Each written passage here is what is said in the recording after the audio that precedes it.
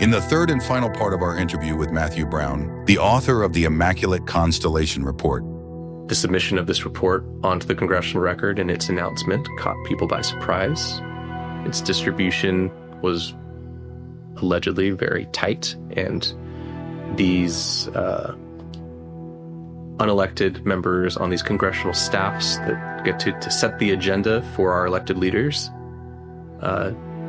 had to scramble and adjust in real time.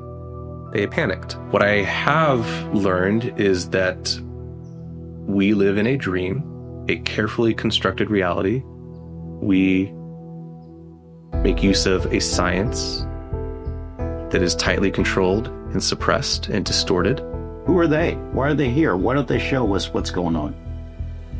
I think I have a good degree of confidence that the reason they're here is us. I think life, especially sentient life, is a precious thing. And I think to some, it might be a resource. I think humanity to some level is a resource for them. It's been a very painful, costly process to find allies, but I have them. There's more of us. This doesn't stop. Right. You got to know some of these other whistleblowers who are still not public yet. Correct. But who are at least close to coming forward. Yes. Is there strength in numbers then in that regard? Yes, and if all of us die or imprisoned, the seeds have been planted, more will come. I fly out to California and I meet with Michael Schellenberger. I told him, hey, I got a story for you. Would you like to chat with me? I had met him previously very briefly, totally something unrelated. And his work on the Twitter files defending, free speech against a very pervasive and insidious censorship regime that our government, even before the Biden administration, had implemented, inspired me that he would do the right thing. Logical, great choice. That was my hope, is to have a lot of journalists working on this from different angles who you can trust, who are honest. So that's where your head's at? Yeah. So we have a good meeting. I show him the document. This has been cleared by state. I would prefer to maybe cut it down because it's pretty long. Right. But you get to look at it. And are you interested? The answer is yes. We're going to do a story. That's in summer of 24, I believe.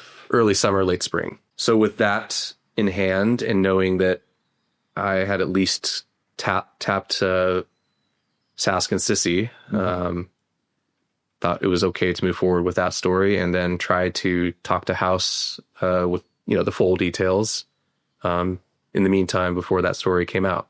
It takes time to vet things. He has to look into me, just, find out who I am, look into the details of what I'm alleging. I know the George, and I know the process well. So it takes months, so I got some time.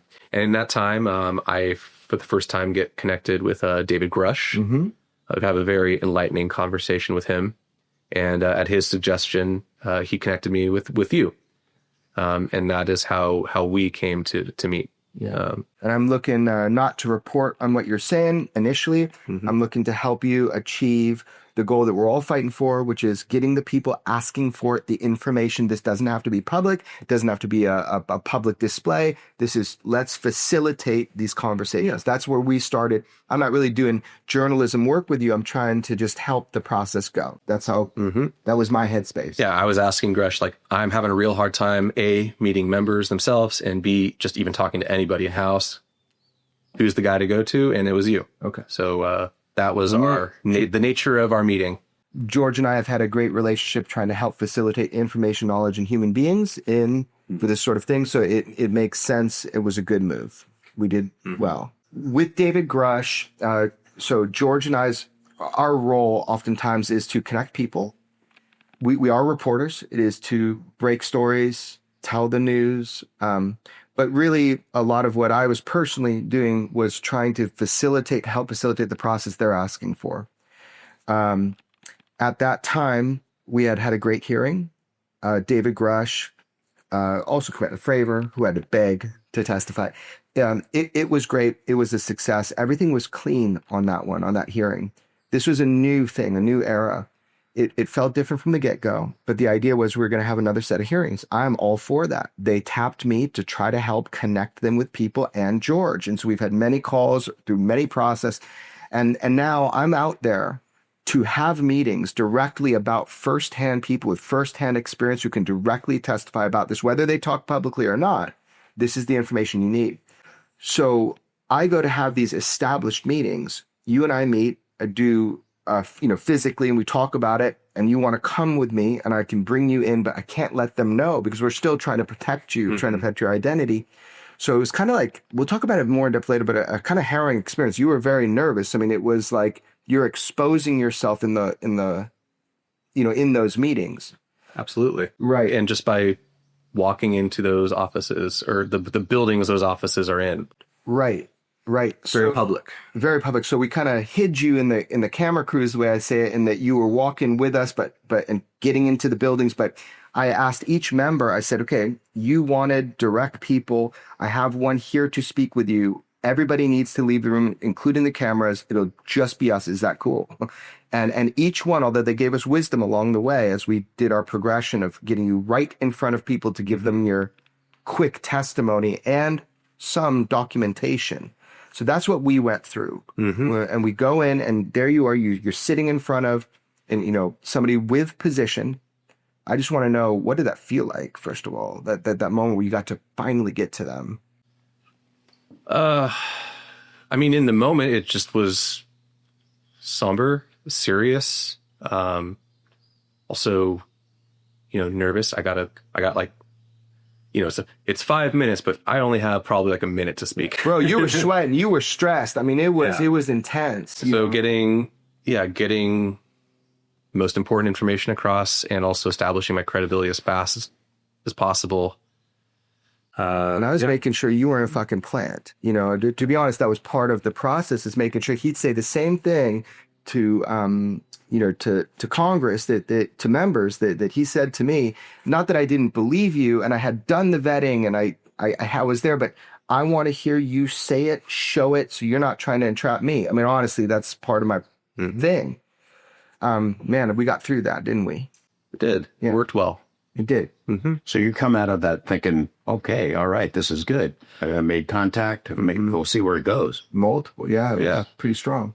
Yeah. I mean, at this point in time, I'm very, actually, skeptical is not the right word. I did not believe that this would work in Congress, but I knew that the attempt had to be made. We had to try. We had to try.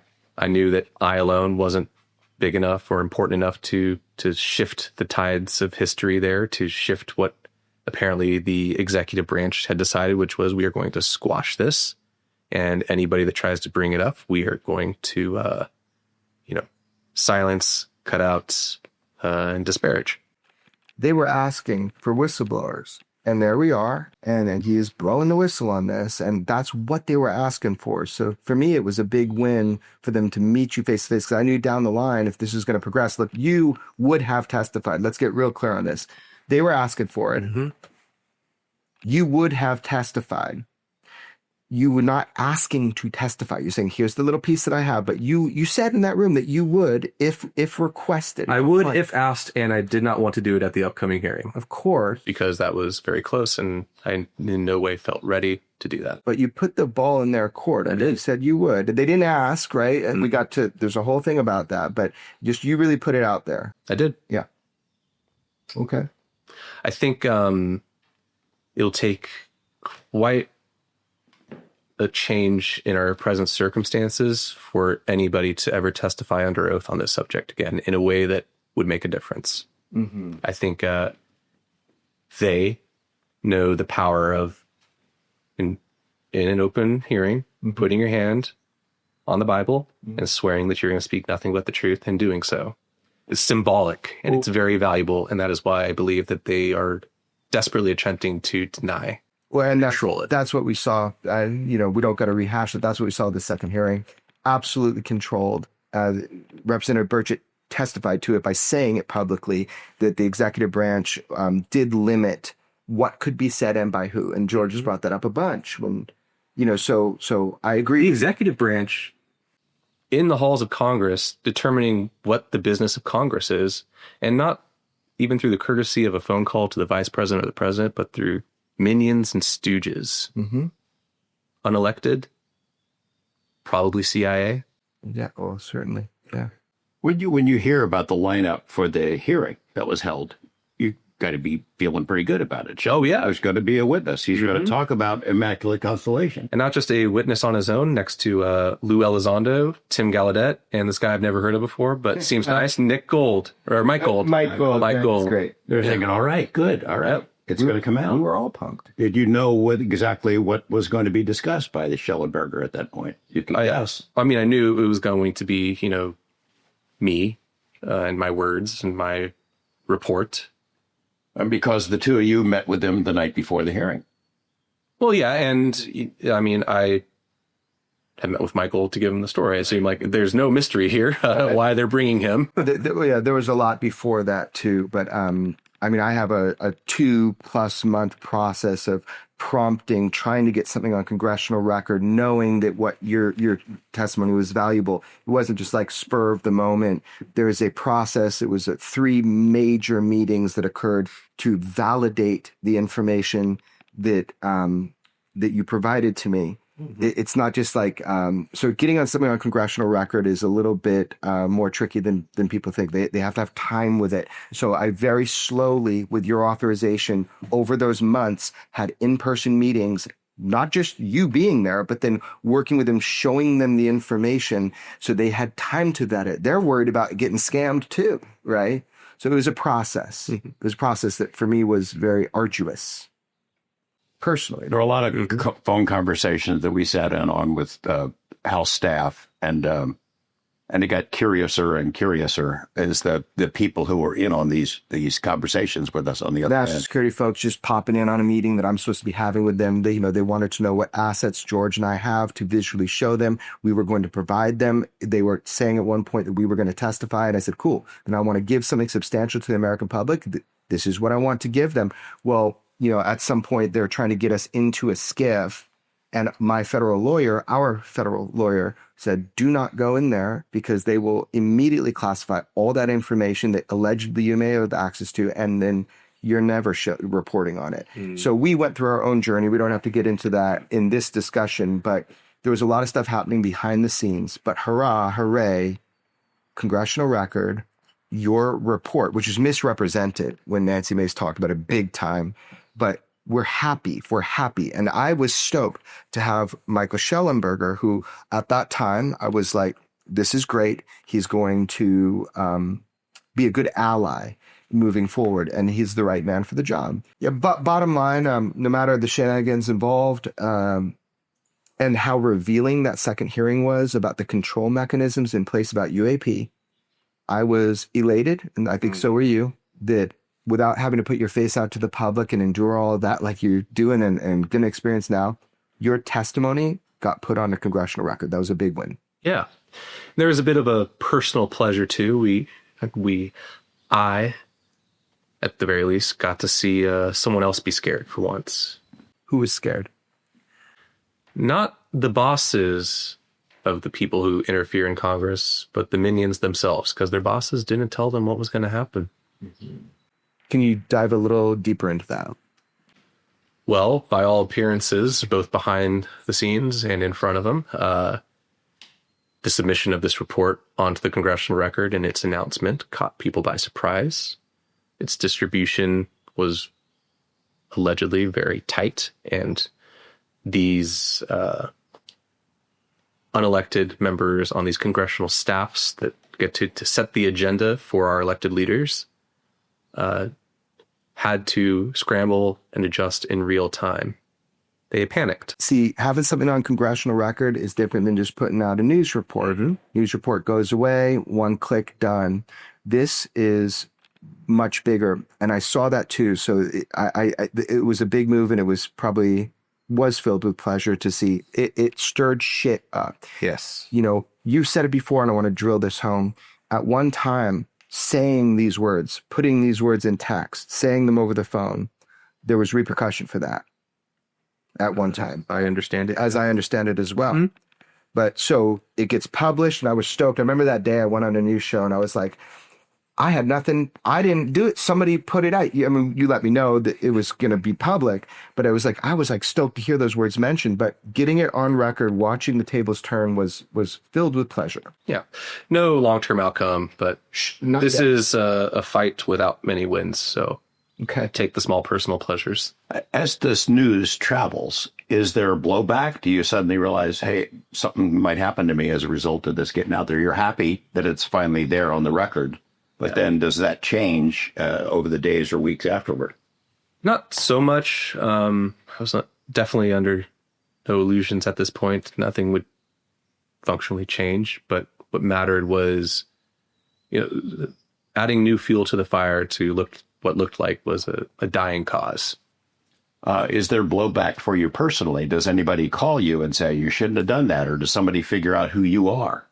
Is there an attempt to identify who you are? I'm sure there were attempts, and I'm sure some of them were successful, but I mean, I've been known to internal security undoubtedly since almost day one. Here's the deal. People misunderstand because it was misrepresented in Congress. This is not a Pentagon paper, a product. Yeah. You are the author of what the world knows as the Immaculate Constellation report. This is a report based upon a field report, based upon your investigation, what you've discovered, trying to do the right thing, bringing it to the people that need to see it because it was so hard, even though they're asking for you, to get it to them. So just to be really clear fundamentally for people, Immaculate Constellation report, what was submitted into Congress onto Congressional record, which we fought together to get that done, is your words. It's not some government Pentagon report like it was misrepresented by Nancy Mason Congress. Not at all. All my words, 100% authored by me. One of the striking things for me in kind of talking with you through this process, but also just reading the final report that went on to Congressional record, I mean, you list and label cuboid formation of metallic orbs. These are UFOs, right? So fast mover observed transiting over sensitive facilities. Intelligence vessels positioned to collect on reproduction vehicle. Equilateral triangle UAP tails unwitting vessel. This one struck me. Large disk using clouds as concealment. And why that struck me is because George and I have been exposed to a lot over the years. And I think I know, and other people know, what you're referencing in here. It sounds like you watched a video. You said on U.S. government networks, there exists OPIR footage. What is it? Overhead persistent infrared. That might be a correction. That satellite may not have been an OPR satellite after all. But this one, and you keep going on, a boomerang shaped, jellyfish shaped, tic tac shaped. You're not just making these words up. Like, you saw visual evidence of these. Yeah. And so did have George Knapp and I. We have been exposed to, along the years, a lot of visual evidence. But this one, the large disc in the clouds, just explain to me seeing something like that. Well, number one, it's pretty striking because you're watching it from space. It's always cool to watch satellite feeds. And that's just something the general public doesn't get to see. And then, too, just the size of it, it was immediately like, whoa, what the hell is that? It was in, I assume, infrared, black hot for that one. So the white clouds around it. And yeah, it's almost playful in its activities, or like it was startled. But it's one of those cases where I look at it and, it looks like a flying saucer, but it might be one of the things that maybe that was actually one of ours. In the wrong place at the wrong time. What do you mean it looks startled? What does that mean? It's just looking at an area over the ocean is what it appears. And this thing just comes trundling along from like underneath the cloud cover, comes up. And then right when it's like almost center frame, it scoots off to the side and like tries to get out of. Like it comes into it and going, oops, somebody spotted me. I can get out of here. Exactly. It was visibly, that's the feeling it had. That was kind of haunting to me. We checked when we were with some friends recently. I never know. We are not qualified to know if some of the things we've been exposed to are legitimate or not. But when I get confirmations like you describing this and other people we've just recently talked to, I know that footage exists. We've been exposed to it. And I think that that's a nice piece to the puzzle for the public. What about jellyfish? Yeah, so I mean, I only heard that term once it was released. It's similar stuff that I had seen on the inside, and it was often labeled like a floating brain or an organic or irregular shape, so that's why it's in there. So yeah, I've seen multiple instances of irregular shaped things that look thematically similar to the jellyfish. I've never seen the jellyfish video itself.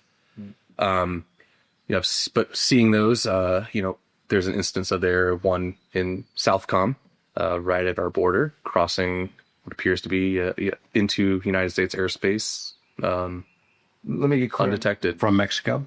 I believe from one way or another. I can't recall the compass orientation right now, but I would assume into the U.S., which is why it was interesting. Let me get clear on a couple of things. Well, first of all, people like yourself, it's happened with Lazar, happened with Greg, like every word you say, you're worried about if your memory isn't perfect, you've done a great job of really curating, making sure what you said is accurate. It's okay to make a mistake. It's okay to not remember the exact equipment that did this or that in your brain. Just so you're saying the word jellyfish, you first heard kind of when George and I released that thing into the public media, jellyfish, although it was described differently for different assets you've seen on servers. That term was describing something I had seen before. Okay.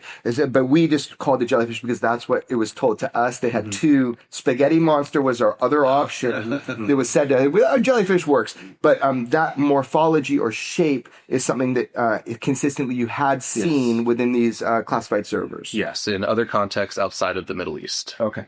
You ever see any videos where we're engaging with them? Either we're chasing them, our warplanes or something, or going after a disc, a saucer, an orb, or something like that? So I've seen videos and read reports of engagements, but not live, like we're not shooting them, but engagements where, either we are trying to intercept something, read lots of reports on that, and from other countries as well, trying to intercept these things.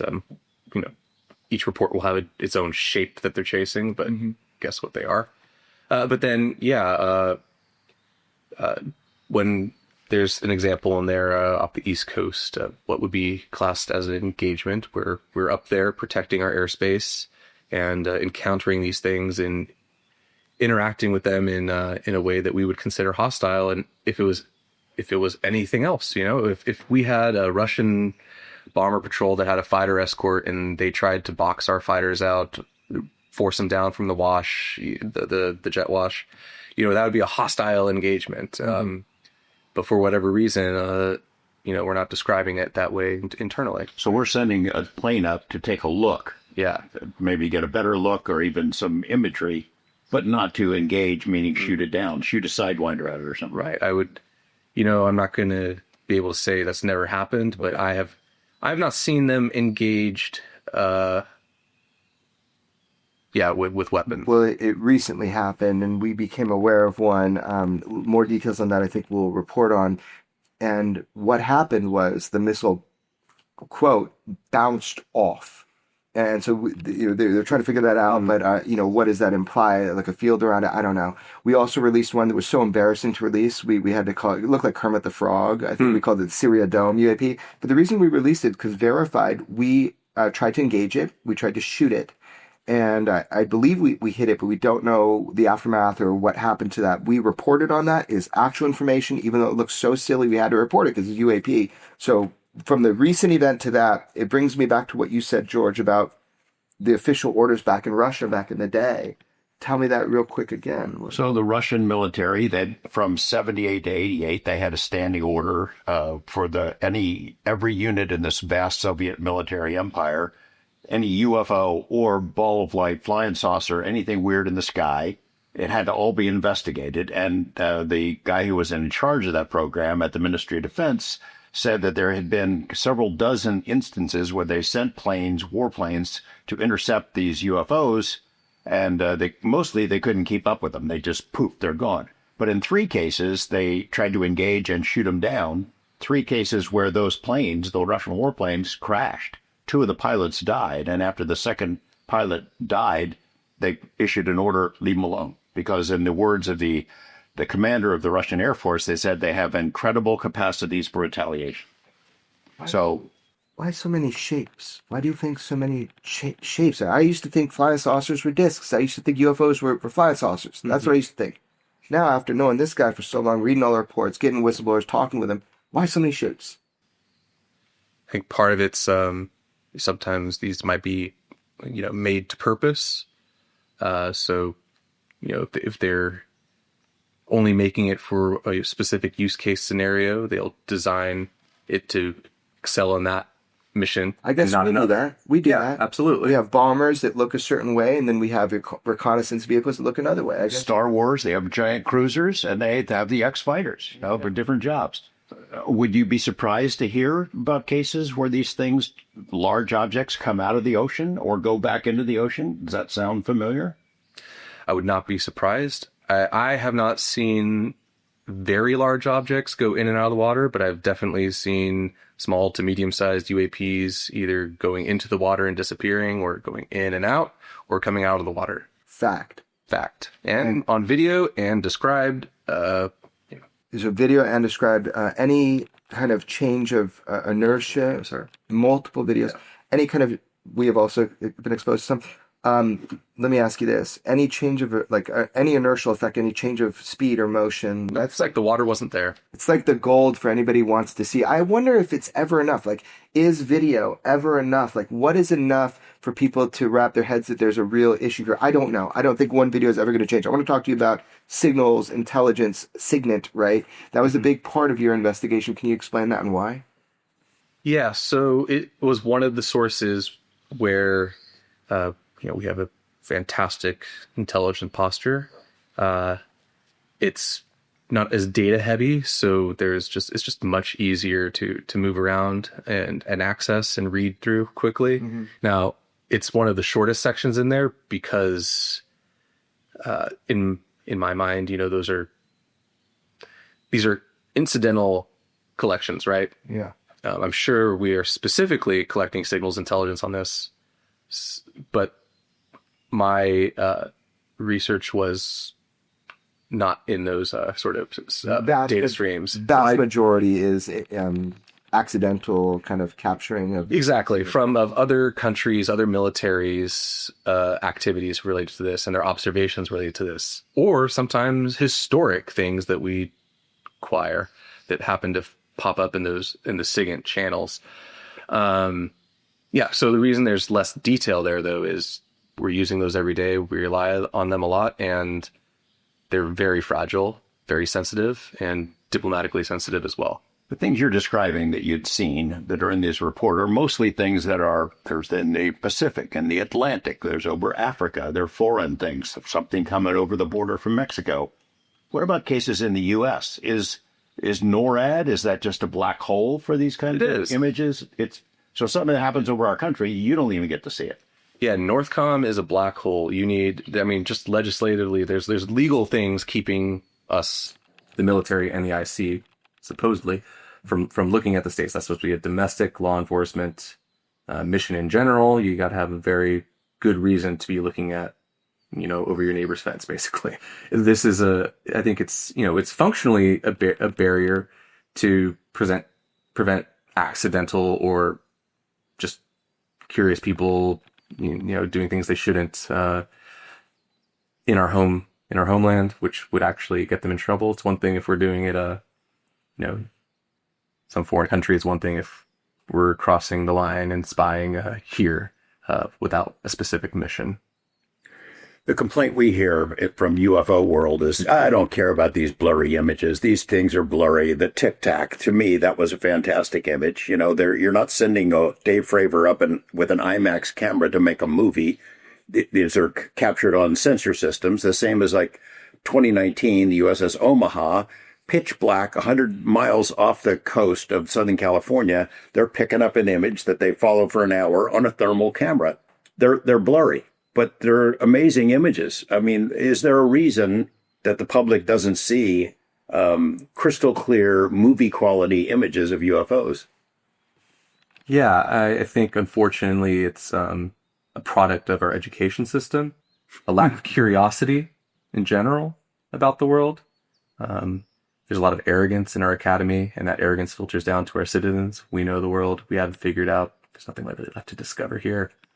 And I think in general, there's so much misinformation, stigma, mythology that people grow up with that lead them to just automatically categorize any of this as just false, fake, not real, misidentified, Or mundane. Yeah. Well, I mean, getting an image on a thermal camera 100 miles out to sea in total blackness sounds pretty cool to me. That sounds like an amazing accomplishment. But are there additional reasons that have been maybe discussed behind closed doors, force fields of some sort around these craft that make things blurry, even for from a good camera image? Do you know? Probably a very real explanation for why certain shapes are harder to observe than others. I think, whether it's active camouflage and like the skin of the vehicle itself, that definitely seems to be in play, or a field like you describe. I've seen evidence of fields around crafts. Yeah, some things we've seen have looked so bizarre, it makes no sense to my brain. It is possible, I've heard that from a number of whistleblowers at different levels, that what you're seeing could just be a part of a greater structure, So it could be something like that, speculating. We had this Chinese balloon thing that happened. 3 different objects, UFOs, 3 UFOs shot down in a couple of week period. And then we saw people use that, the usual people in the media world who bash this stuff, who tried to blame it on the UAP task force. The reason NORAD is not looking for something like this, because the UAP task force confused the whole situation. It's as if NORAD would only look for things that look like planes, bombers, or missiles. So we didn't look for UFOs.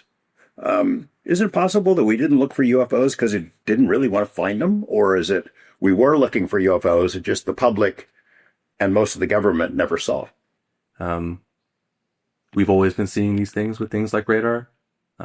So it's part of standard operating procedures to deny this and to not acknowledge it.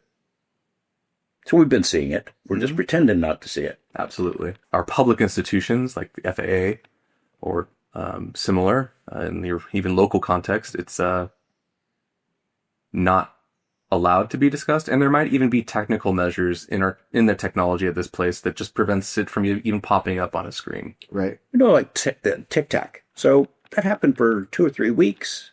They could get a little glimpse of it on these systems, really sensitive, advanced Navy systems at the time, and then poof, it fell off. At the USS Omaha, they had 12 or 14 of these things zipping in. You'd see them on the radar screen, and then poof. If they didn't want to be seen, we weren't seeing them.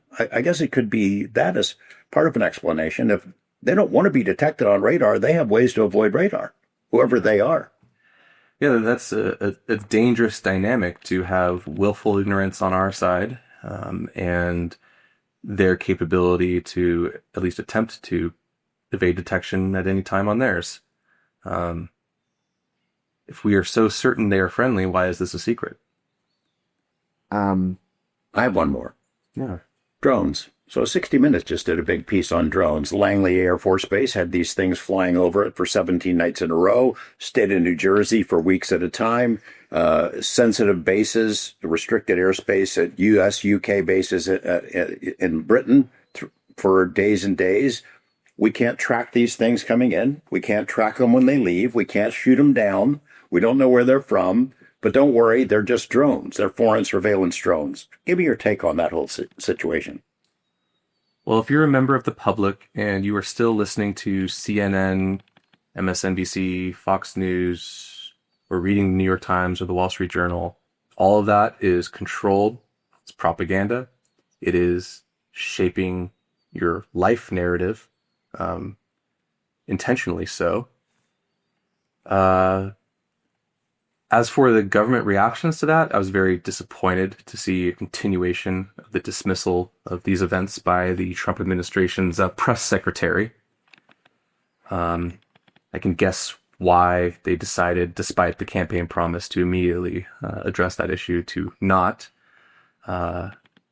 Has to do with geopolitical situations we are currently involved in, and the fact that we are living through a constitutional crisis related to this issue. Just seems to me that it is a worse thing to say these might be foreign surveillance drones, and there's not a damn thing we can do about it. We can't track them, we can't see them, we can't shoot them down.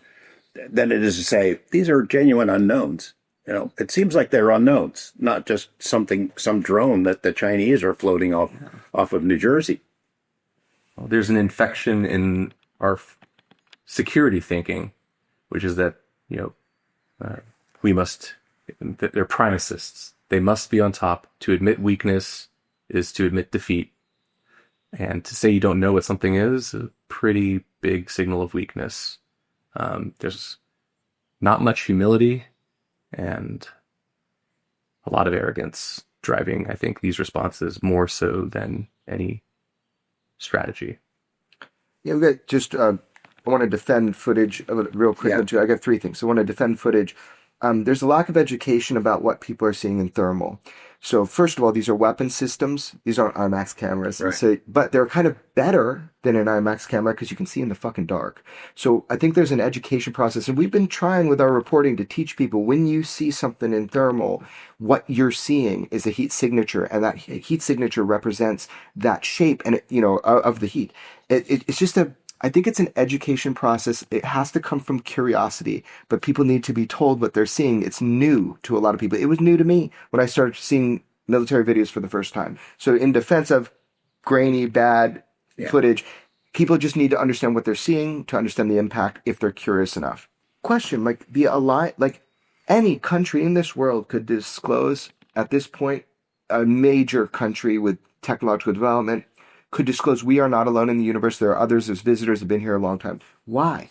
Why has everybody agreed to not say that to the public? Do you have any philosophies why? I think in the West, this is the reaction. That's an important distinction.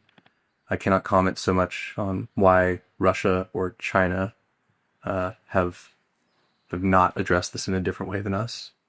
But I think in the West, in the Five Eyes Alliance and its subsidiaries, there is a understanding, at least, that this is not talked about at official channels, especially if you're a small kid on the block. Mm-hmm. You don't speak out of turn. But it also points to, I think, the fact that this doesn't ultimately reside in the government anymore. This is held in an illegal internationalist regime, some sort of international cabal of sorts, mix of corporate, military, political, intelligence, and criminal interests that have come together, and they have subverted us and have taken this and have made it the source of their wealth and power. So what astronaut Dr. Edgar Mitchell told me in one of the last films before he died, he used very similar words. Well, that doesn't make me feel good. Yeah, well, he was sure of it. You're a whistleblower, not a source to me and George. You're a whistleblower. We do want to help. I always hear whistleblowers are scared, and we know some people, the same people, but there's a lot that have come to us that you don't know. Are you scared? Are you scared now coming forward? Are you scared? I mean, it comes in waves. Okay. So yes, but I make a conscious effort every day to not let fear rule my life and my deeds. So yes, I'm scared, but this is the right thing. It's the necessary thing. And I was raised right. You think that by talking to us, it's possible that you might have some protection in that if somebody cuts your brake lines and you go off a cliff, at least there's going to be somebody looking into it and raise some hell about it. If that happens, don't try too hard. Focus on the mission. So this is more about people need to know than about your personal well-being. Any regrets now? I trusted too much, and I did not trust myself enough. Took some, I paid some prices, and I do not doubt that there are the seeds for future costs I'll have to pay in the future. Describe for us the personal costs, the reality for you going forward, your outlook for ever working for the government again, for example, or with any kind of a job that requires a security clearance, personal costs to your marriage, your personal life. Well, with the job with government, my career is dead. It has been dead for years now. I have a file on me. I will, even if I went back in, even if I chose to never do any of this and just keep working, I predict that I would have found my career stunted mysteriously as soon as it would have sought to advance into what I thought was a noble mission. Personally, it's hard to describe. That I've been doing this for about 4 years now. Only very recently have I had anyone to talk to about it in outside of like, hey, can you make this meeting happen? I've had no allies. That has changed. It's been a very painful, costly process to find allies, but I have them. There's more of us. Mm-hmm. This doesn't stop. Right.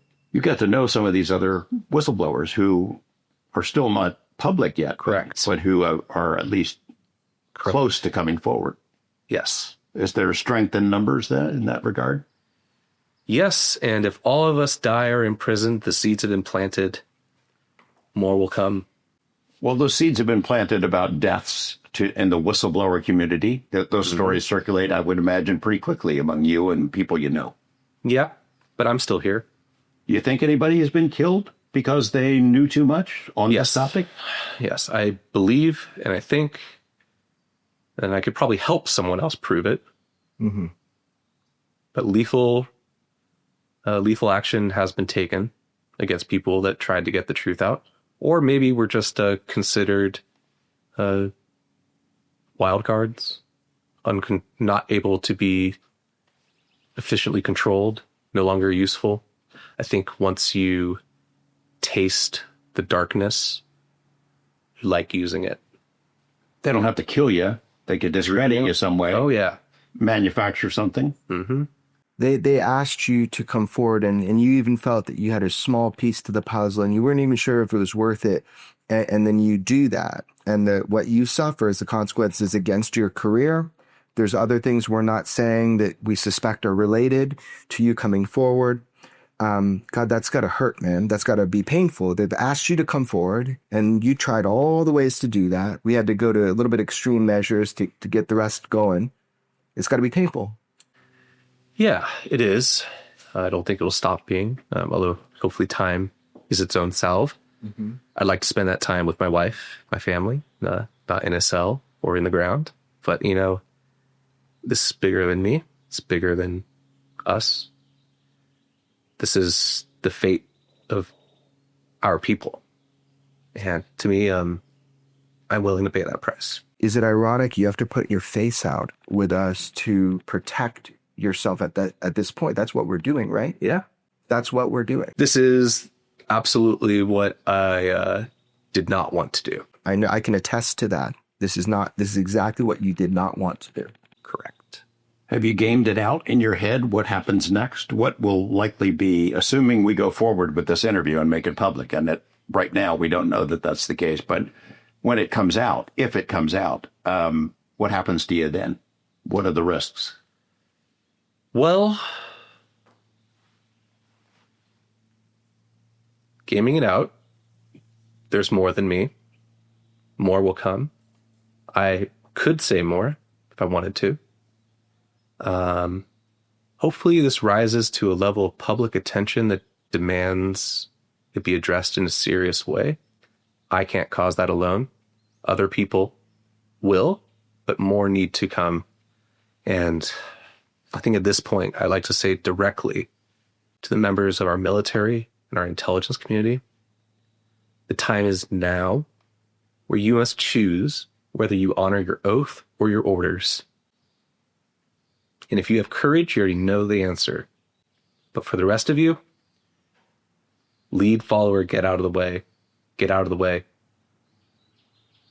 We know people are coming forward, and we know we've recorded, George and I, with other people who will be coming forward. You know, so you're not alone. Mm-hmm. But you say you could say more. Just explain that. When I wrote this document, I've kind of given my state of mind and the measures I took to protect it. I'm also, familiar with ways that information can be extracted, that passwords and encryption don't matter. So I didn't write everything down. So there are other bullets left to fire if you needed to. Yeah. Talk about things getting lost in the shuffle. I highly doubt many members of the public read 11 pages, much less the first. Mm-hmm. But at the end, there's an interesting area. People might notice that it's out of order, too. Things are sequentially out of order. There's missing sections. Mm-hmm. And that one of that last sections says sensitive sources from mouth to ear. Mm-hmm. We talked about keeping that in or what to, how far to go with. What does that mean? Well, exactly what it says. Those words were only spoken from my mouth to another's ear.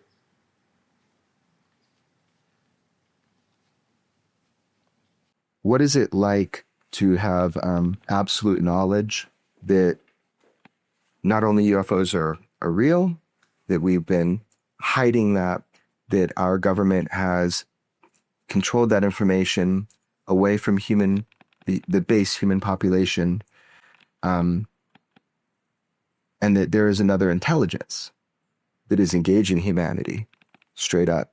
What does that feel like, being one of the people that knows that and doesn't suspect that? It's weird going to the supermarket. Okay. Even more, it's bizarre to work in government and see legions of people who have no clue about any of this, and no clue that they are being deceived. Why should people believe you? I mean, I know what we've been through, but that's not public stuff to everybody, every step we've taken. Why should people believe what you're saying? I was there. I saw it.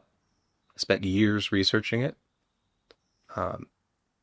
If all that I'm consulting is passage material, then we are engaged in a massive deception against our own military and intelligence community that I was a victim of. And it would have been on a scale that probably would have been its own news story. Oh, absolutely. Nonsensical madness. Yeah. Yeah. So as a human being, why should people believe you? Well, as a human being, I feel like I'm genuine, putting myself out there, sacrificing my future, my past, and a lot of what I have now to do this for no gain. Yeah, you're getting nothing from us. We're just reporting because it's an important story. And you're telling it because it's true. Absolutely. It is true. And I can't think of anything more pressing for our nation to come to terms with than the fact that we have been deceived and our rights taken away to protect the privileges of an elite few. I am not going to live my life knowing that I could have helped prevent another generation of America and humanity from living in ignorance. So let's just separate, for our audience and people kind of meeting you for the first time. So there's certain stuff you were exposed to in an official capacity that you've come to conclusion on and that you know to be correct, know to be true. Then there are extrapolations and philosophies and ideas from other types of sourcing of information. And we can talk about that kind of in a separate realm. And I value your opinion. I think people will too, because of your exposure to certain things you're saying and not saying. Okay. But if we're talking just about our ideas now. You have thoughts about big picture stuff, who they are. Is it more than one they? Is it us from the future, ETs, interdimensionals? Do you think there's anybody in government who knows? And if they do know, is there any reason why this should stay secret? Or at least some of it should stay secret. The public cannot handle. No. The only reason for secrecy is fear and greed. And that is the paradigm that we must confront and overcome. As for the public and what their reaction might be to this information, good, bad, indifference, I think we already have our answer. It's going to be indifference. Mm-hmm. Unless the stakes are made clear. You're an absolutist. You like rip the Band-Aid off. There's no Band-Aid. There's no wound. Mm-hmm. This is not about protecting, healing. This is about power and control. This isn't about trying to save what's good. It's about getting rid of what's evil. Power and control, meaning controlling the technology and what it would mean. Those are just means. Controlling humanity. Everything. Do you suspect that there are reverse engineering programs, that there have been crashes, that there are attempts to replicate that technology? You got hints of it in the ARV or RV, that we're trying to build what these things can do. Do you think we've done it, that we've accomplished it? Somebody? Yeah, I think we've absolutely replicated some of these capabilities in inferior forms, and oftentimes maybe disaggregated from what was at once a unitary system, but we're only able to do a small part what that system does. We've seen people say they think that the Tic Tac is something we had 21 years ago. And I'm wondering, well, where the hell is it? I mean, if we have this technology, we've done some of it to get even inferior versions of it. Is that something that's going to be incorporated into the U.S. military arsenal, or is it something that's outside of it, that's controlled by somebody who's not using it for national defense? I think the U.S. military might be allowed to use some of this technology in the national defense, but I don't think they ultimately have control over it. You know, this is a kind of arms race. It's a technology race. Whoever gains the ability to effectively weaponize this, they win. We know that UFOs, due to the propulsion systems, are a matter of national security and weapons of mass destruction. And we know that. We don't think that. We've met with people that deal with that, right? Do you agree with that? Do you think that we are in a race with China and Russia? There's other countries competing to weaponize this. And do you think that's a problem? Because you've dealt with weapons of mass destruction in your official career. I think strategic deterrence has migrated out of, has evolved from being relying on nuclear weapons as the pinnacle. Mm-hmm. I believe we have, and others have developed the means to maybe utilize nuclear reactions to create some very dangerous effects through directed energy. Your concern is directed energy weaponry. Among many. But when it comes to WMDs and relations to this technology, I think we have been successful in both deriving new science that we have then suppressed to preserve a strategic advantage. And I think I probably don't want to talk too much more about deterrence. Somebody was flying these things that crashed. Somebody built these things that are being reverse engineered. Who's that somebody? And why don't they come forward? I mean, you may not have seen that in a document or a file or something somewhere, but you've thought about it. You're a smart guy. What are your thoughts on the big picture questions? Who are they? Why are they here? Why don't they show us what's going on? I think I have a good degree of confidence that the reason they're here is us. I think life, especially sentient life, is a precious thing. And I think to some, it might be a resource. I think humanity to some level is a resource for them. Like a commodity? Possibly a commodity, possibly a form of entertainment, possibly medical related. Think they live here? Yes. For all intents and purposes? Yes. Always?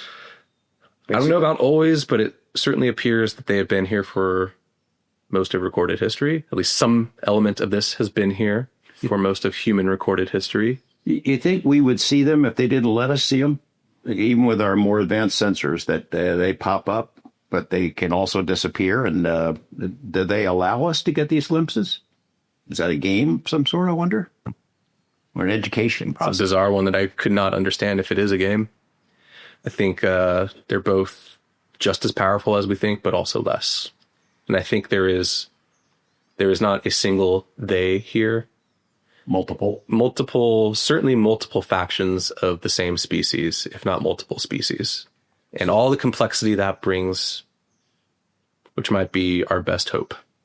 Do they have an agenda? There's different types. What are your philosophies on this? Like, who are the others? Why are they here? And you've touched upon it. I know we're kind of going back a little bit, but that is the big question. And I just wanted to separate so people understand your exposure and your personal conclusions.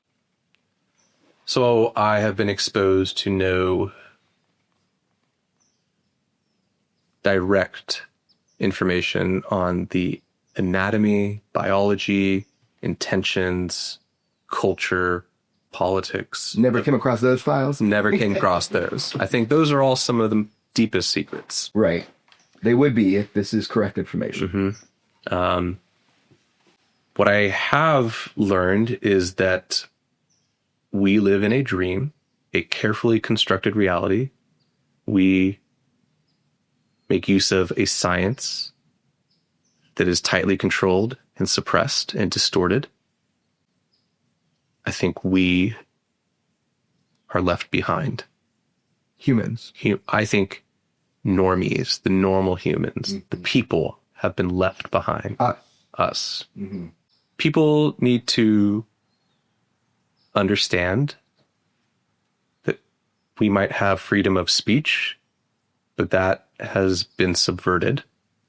We do not have freedom of inquiry. We are blocked from learning what we need to know. Just in the public world, we are blocked from advancing in science.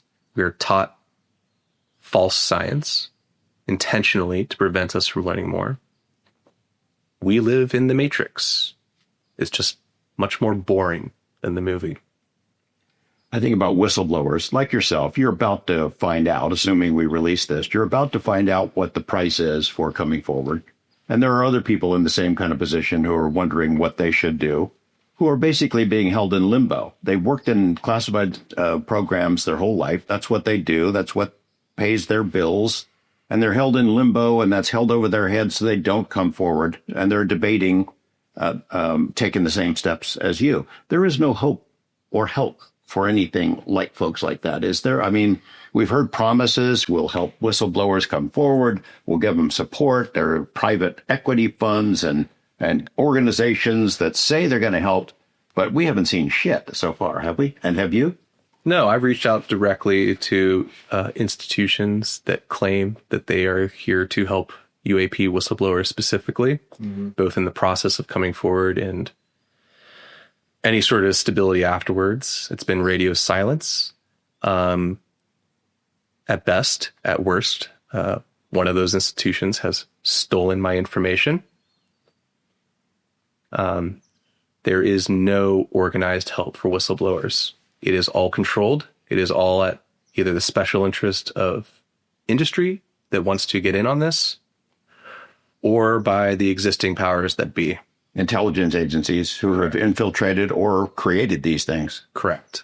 I have directly experienced that, sadly, over this last year, which is the vacuuming up of intelligence on people such as yourself who are trying to do the right thing as whistleblowers, as well as anything that reporters could possibly obtain and release. And it is a treacherous moment in our history of this. You did a call to action to people. You told them this, it's time, move forward. I know that you had some encouragement with David Grush. I hope people are encouraged, also by you. Look, man, if you were to die tomorrow because of whatever reason, what do you want people to know right now? Like, what do you want people to know if you're just like fucking gone?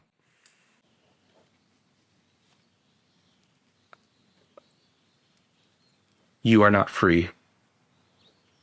And this reality has far more to it than you have been allowed to believe. And God is real.